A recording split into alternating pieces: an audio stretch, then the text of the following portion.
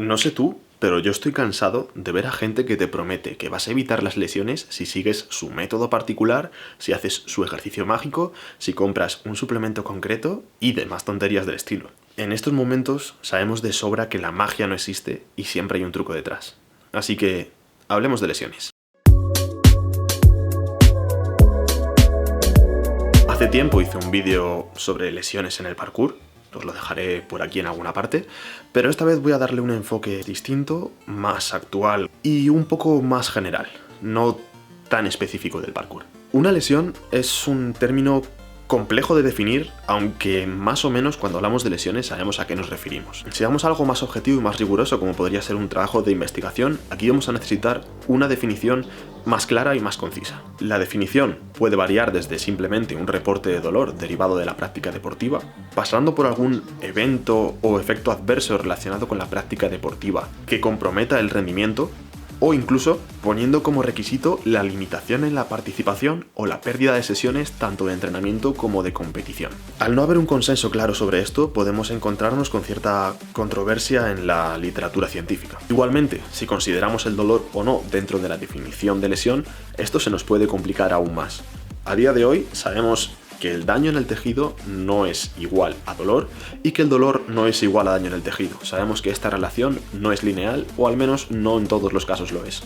El dolor es simplemente un mecanismo de protección como muchos otros que tiene nuestro cuerpo. Por poner un ejemplo rápido y sencillo de esto, cada vez que hacemos ejercicio estamos generando un cierto daño en los tejidos. Pero, pese a que siempre generamos cierto daño en los tejidos, no siempre experimentamos dolor después del ejercicio. No siempre tenemos ese dolor muscular de aparición tardía o esas agujetas. Y además, el momento en el que este dolor puede pasar a ser considerado lesión va a variar entre sujetos e incluso dentro de un mismo sujeto a lo largo del tiempo. Este tema daría para una serie bastante larga de vídeos en sí mismos, así que vamos al grano y vamos a dejar esto atrás. ¿Considerarías como lesión una herida superficial que no te limita en la práctica? ¿Considerarías como lesión un dolor de muñeca por la razón que sea, si no te limita nada en tu práctica deportiva? ¿Es una lesión una molestia que te permite entrenar aunque no des el 100%? No voy a preguntar si considerarías lesión algo que te aparte por completo de la actividad deportiva, porque me imagino que todos diríamos que sí. Tras dejar estas preguntas un poco en el aire para que cada uno piense su propia respuesta, sigamos. Prevención de lesiones. Hablar de prevención de lesiones lleva implícito que sabemos quién se va a lesionar y quién no. Y a día de hoy esto no podemos saberlo. Aunque hay ciertas escuelas o ciertos métodos que afirman poder, digamos, predecir quién se va a lesionar y quién no, sabemos que no suelen ser mucho mejores que tirar una moneda a cara o cruz y decidir de esta forma si esa persona se lesionará o no. Las lesiones lamentablemente ocurren y siguen ocurriendo, y en la mayoría de ocasiones no sabemos por qué una lesión le ocurre a una persona en particular.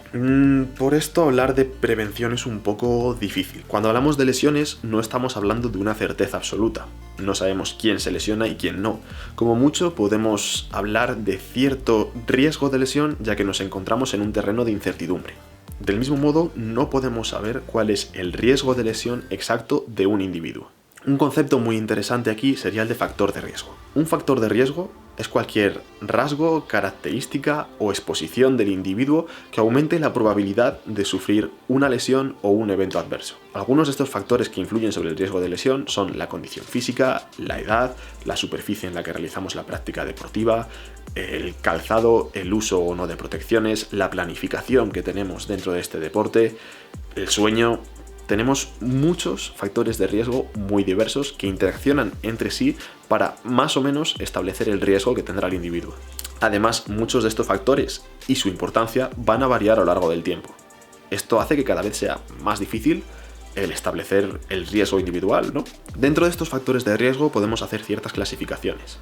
Podemos dividirlos en factores de riesgo intrínsecos o relacionados con el individuo, como podría ser, por ejemplo, la edad o las capacidades físicas de cada uno, y factores de riesgo extrínsecos o externos al individuo, como podrían ser características del deporte en particular o la superficie sobre la que lo realizamos. Del mismo modo, vamos a tener factores de riesgo modificables, como por ejemplo las capacidades físicas, y factores de riesgo no modificables, como por ejemplo el ser hombre o mujer, o la edad de cada uno. Evidentemente, dentro de esta clasificación tendremos que atender sobre todo a los modificables, ya que son los que podremos cambiar si queremos reducir nuestro riesgo. Como he dicho al inicio del vídeo, estoy un poco harto de ver a gente prometer resultados abrumadores con un ejercicio X, el ejercicio que sea.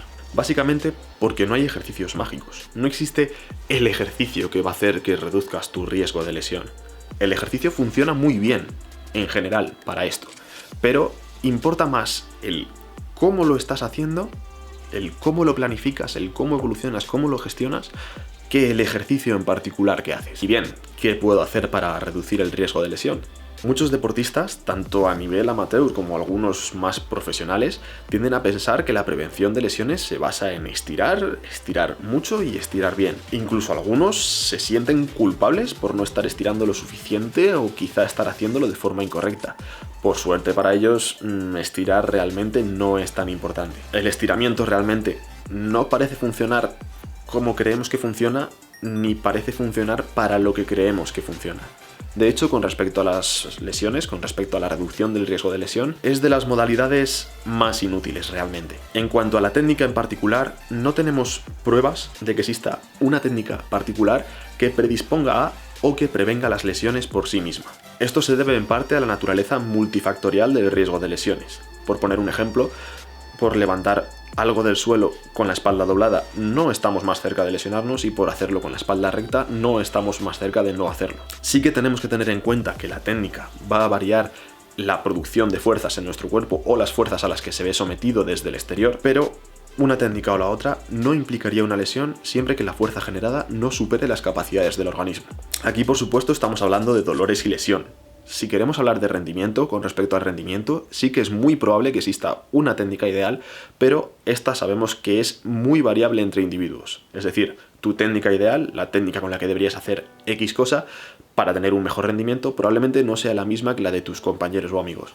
Es decir, con respecto a las lesiones y al dolor, no podemos decir que haya una técnica buena o una técnica mala, no podemos decir que haya maneras correctas o incorrectas de moverse, pero sí sabemos que puede haber una mala gestión de la carga, y quizá con determinadas técnicas pueda ser más relevante esta gestión que con otras. Por ejemplo, en el vídeo de cómo caer, que os lo dejaré por aquí por alguna parte, comentamos que no hay que caer con los talones. Realmente no pasa nada si caes con los talones como tal, dependiendo del contexto. Puede que estés toda tu vida cayendo saltos con los talones, saltos sin caída, o sea, sin diferencia de altura, quiero decir, saltos de una distancia relativamente corta. Puede que no te hagas nada, que no te moleste e incluso que desarrolles cierta capacidad para resistir este impacto en el talón. Ahora bien, cuando te enfrentas a saltos más grandes, probablemente las fuerzas que se generen sea más fácil que superen el umbral. Puede ser. Del mismo modo, caer con el talón va a hacer que tu reparto de las cargas en la caída y tu equilibrio o tu capacidad para llegar más lejos van a verse perjudicadas. También aquí podríamos destacar que si nunca has tocado con los talones el suelo, el día en el que saltes y caigas con los talones te vas a estar acordando probablemente un tiempo.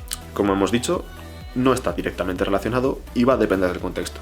Puede ser algo que tenga cierto peso, pero el peso que tenga puede variar enormemente de una vez a otra e incluso entre individuos.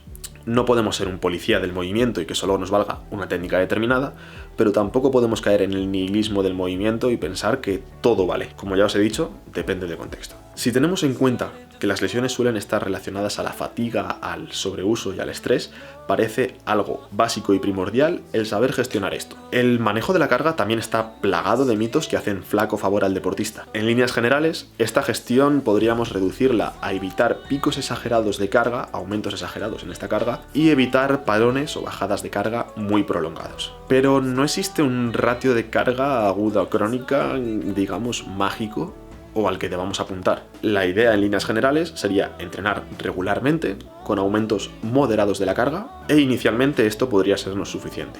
Dentro de este concepto de entrenamiento podemos diferenciar carga externa, es decir, lo que estamos haciendo de forma objetiva, por ejemplo, un levantamiento de X series y X repeticiones con X peso, una carrera de X distancia en X tiempo en cierta superficie, o, por ejemplo, un salto de X pies. Podemos diferenciar esta carga externa de la carga interna, que sería el esfuerzo o el estrés que nos supone esa carga externa. Esto podemos medirlo, por ejemplo, con escalas subjetivas de esfuerzo percibido, puntuándolo de 0 a 10. Podemos decir, resumiendo y por no meternos en temas más complicados, que uno de los mayores fallos que tenemos con respecto a las lesiones es el hacer demasiado, demasiado rápido o demasiado pronto o sin el suficiente descanso, que más adelante hablaremos de ello.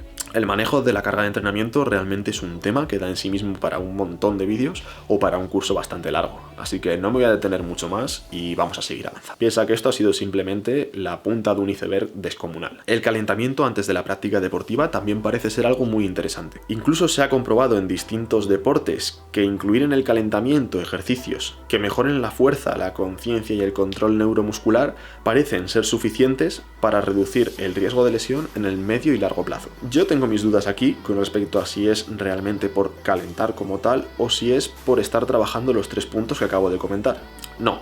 En el calentamiento no es necesario hacer estiramientos estáticos. De hecho, en algunas situaciones podría ser incluso perjudicial, aunque esto hay que cogerlo con muchas comillas y depende de cómo, cuánto lo hagas y demás. Y no, tampoco hay que exagerar. No es necesario estar calentando 3 horas porque no te interesa acabar fatigado.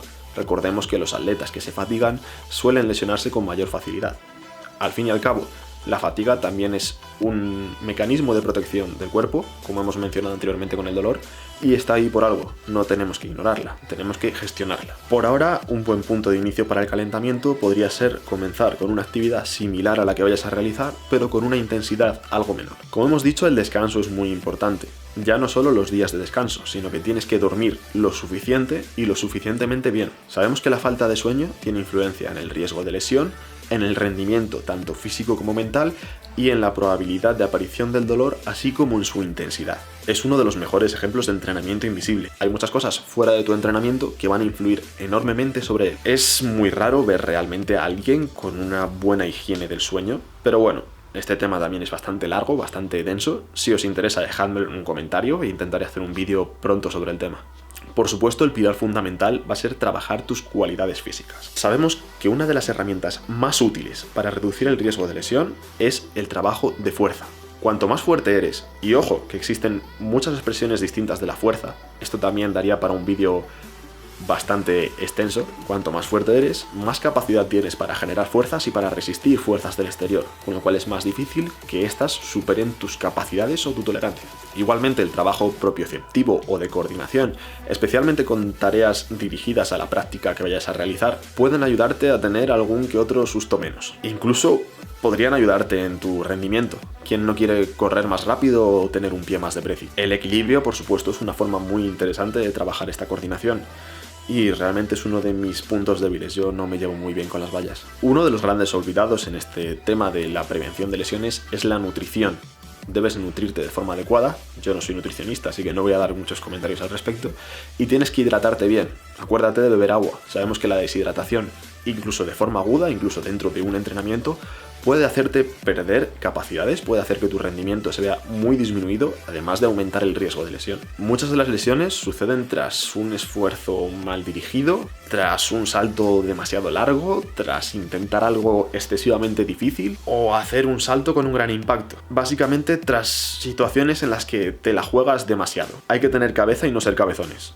Es una diferencia sutil, pero importante. Me parece importante e interesante mencionar que uno de los mayores factores de riesgo que tienes para sufrir cualquier lesión es el hecho de haber sufrido esta lesión previamente. Y más aún si la has sufrido de forma reciente. Y ojo, porque podemos hablar de reciente incluso en periodos de más de 18 meses. Existe una infinidad de factores relacionados con las lesiones. Probablemente no puedas manejarlos todos, no puedas controlarlos todos, pero quizá tampoco sea necesario. Lo más interesante para reducir el riesgo de lesión sería planificar un trabajo individualizado, lo que requiere de una evaluación exhaustiva previa y un trabajo continuado haciendo las adaptaciones que sean necesarias a lo largo del proceso. Como puedes ver, esto es algo un poquito más complejo que simplemente darte un ejercicio mágico, decirte que hagas 15 series a la semana de 12 repeticiones y no adaptar la fatiga, no adaptar la carga, no controlar otros factores y demás.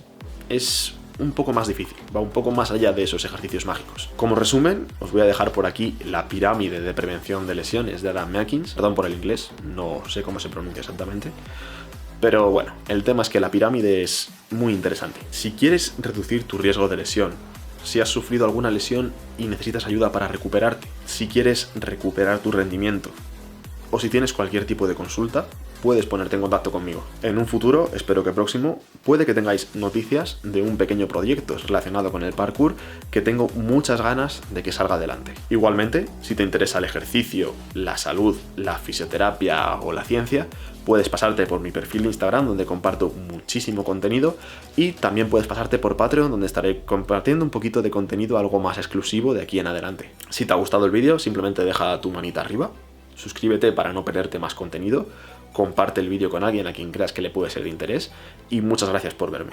Nos vemos en la próxima. Chao.